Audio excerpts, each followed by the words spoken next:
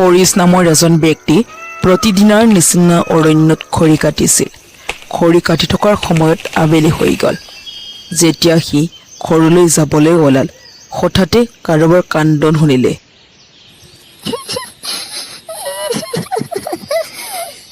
আৰে, অৰণ্যত কোনোবা শিশুৰ কান্দন? আৰে, এয়াতো অকমানি ছোৱালী, কিন্তু এই ইয়াত কি কৰি আছে? কি হ'ল মাজনী, তুমি ইয়াত কেনেকৈ? আৰু তোমাৰ মা দেউতা ক'ত? কিজানি এই অকমানিটোৱে কথা ক'ব নোৱাৰি, সেইবাবে এই কোনোবাই ইয়াত এৰি থৈ গৈছে। তুমি মোৰ লগত যাবানে? চিন্তা নকৰিবা, আজিৰ পৰা তুমি মোৰ লগত থাকিবা। এই অকণমানিটোতো মোৰ লগত লৈ আহিল, কিন্তু মাক কি ক'ম বাৰু?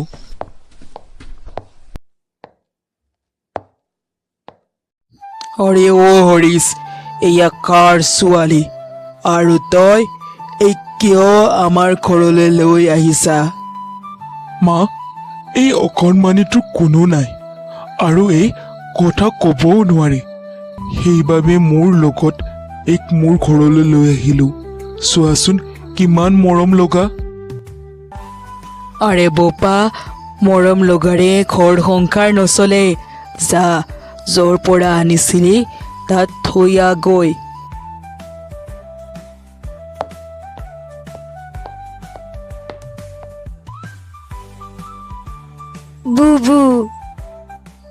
আৰে আৰে, এৰি দে, নাজানো কি বা কৈ আছে।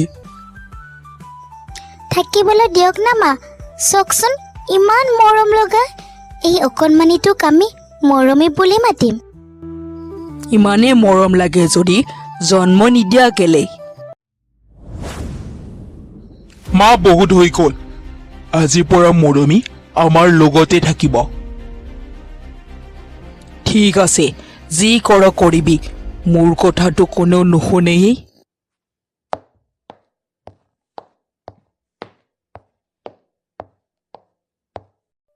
মীনা, মাৰ কথাত বেয়া নাপাবা। নাই, এইবিলাকৰতো এতিয়া মোৰ অভ্যাস হৈয়ে গৈছে। পিছে মৰম লগা ছোৱালীজনীৰ বাবে এটা মৰম লগা নামটো থ'ব লাগিব, নহয়নে মৰমী? মীনা, মোৰ ভোক লাগিছে, সকলোৰে বাবে ভাত বাঢ়া।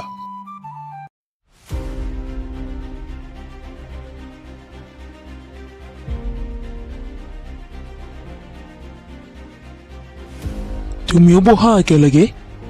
নাই, প্ৰথমে আপোনালোকে খাই লওক, ইয়াৰ পিছত মই খাই ল'ম বাৰু। ঠিক আছে, আপোনালোকে খাওক, এতিয়ালৈকে মই বিচনা ৰেডি কৰোঁ। উফ, মোৰ কঁকালখন।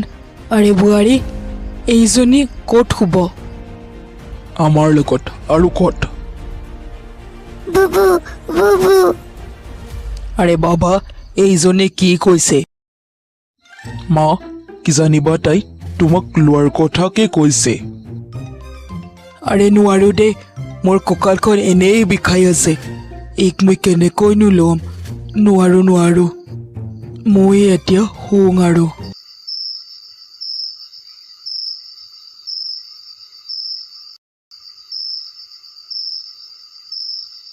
সকলোৰে টোপনি আহিছে। এতিয়া কায়ো নেদেখাকৈ পানী খাই মই পেট ভৰাই লওঁ।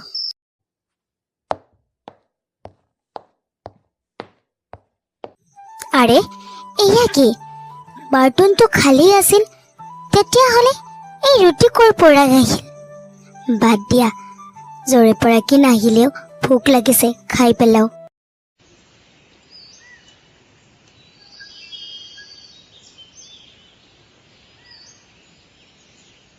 এতিয়া মই আৰু বেছিকৈ পৰিশ্ৰম কৰিব লাগিব।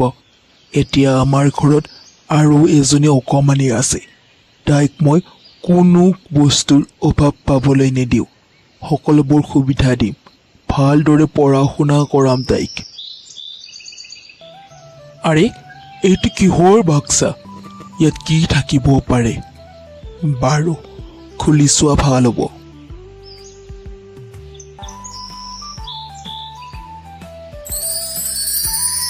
আৰে আৰে এয়াতো খাজানা, কিন্তু কাৰ হ'ব পাৰে?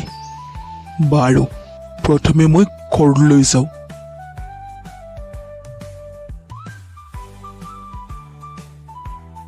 মা, মীনা, আৰে ক'ত আছা সকলোৱে? এইপিনে আহা।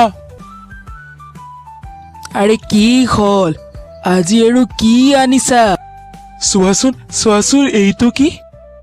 আৰে আৰে এয়াতো সোণৰ মুদ্ৰা। আমাৰতো লটাৰী লাগি গ'ল। মীনা, শুনকচোন, মই ভাবোঁ মৰমী সাধাৰণ ছোৱালী নহয়। কালি যেতিয়া আপোনালোকে খোৱাৰ পিছত একো নাছিল খাবলৈ, মই ভাবিছিলোঁ পানী খাই পেট ভৰাই ল'ম। যেতিয়া মই পাকঘৰলৈ গ'লোঁ তেতিয়া মই ৰুটি পাইছিলোঁ, আৰু আজি আপুনি এই সোণৰ মুদ্ৰাবিলাক পালে। তেনেকুৱা একো নহয়, তোৰ সকলোবোৰ ভ্ৰম হয় বোৱাৰী।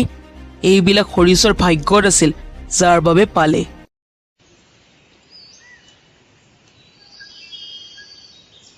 কেইদিনমান পিছত হৰিশ হীৰা বিক্ৰী কৰিলে আৰু গাঁৱৰ সকলোতকৈ চহকী ব্যক্তি হ'ল। সকলোকে সহায় কৰিব ধৰিলে। এটা নতুন ঘৰ কিনিলে। মীনা আৰু হৰিশ সুখী, কিন্তু মাক সুখী নাছিল। চা বাবা, এতিয়া আমাৰ সকলোবোৰ আছে। ধন আছে, টকা আছে, পইচা আছে, সকলোবোৰ আছে, কিন্তু অভাৱ মাত্ৰ মোৰ এটা নাতিৰ। তই দ্ৰুত বিবাহ কৰিব লাগিব বাবা। কি? তুমি এইবিলাক কি কথা কৈছা মা? মই কেতিয়াও দ্ৰুত বিবাহ নকৰোঁ। মীনা মোৰ পত্নী, আৰু মই মীনাৰ লগত সদায় থাকিম। মই এইবিলাক একো নাজানো, মাত্ৰ মোক নাতি লাগে।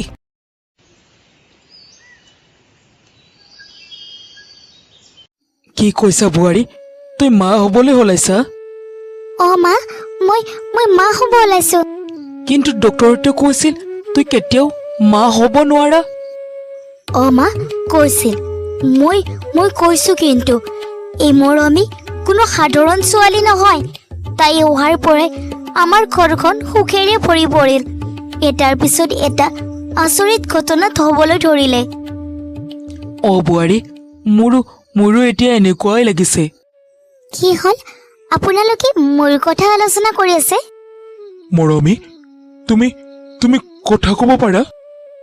আৰে মাজনী, তুমি কোন? তুমি ক'ৰ পৰা আহিছা? কিয় আহিছা ইয়ালৈ?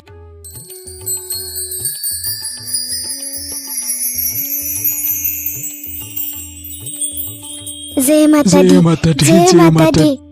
হৰিশ, তই বহুত ভাল। সেইবাবে মই তোৰ ঘৰলৈ আহিছিলোঁ। এতিয়া তোৰ সকলোবোৰ দুখ শেষ হৈ গ'ল। এতিয়া মই যাওঁ।